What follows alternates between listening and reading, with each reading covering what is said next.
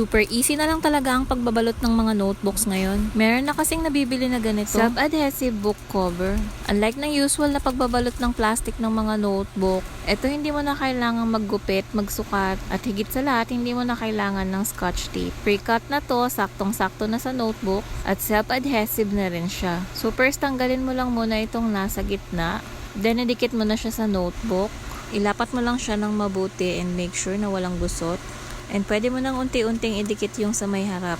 Just make sure na ayos yung lapat niya. Hindi naman to mahirap gawin, mas madali pa kaysa do sa usual na pagbabalot ng notebook na nakasanayan natin. Pag naidikit mo na siya sa harap, ayan, itutupi mo na lang yung mga sides niya. Hindi mo na kailangan gumamit ng scotch tape. So pagdating sa likod, same procedure lang din naman. Naalala ko dati kapag magbabalot ako ng notebook, magugupit pa ako, susukatin ko pa yung notebook dun sa plastic cover. Tapos maggugupit-gupit din ako ng mga scotch tape. So super easy na lang, kaya i-bet nyo rin, alams na, link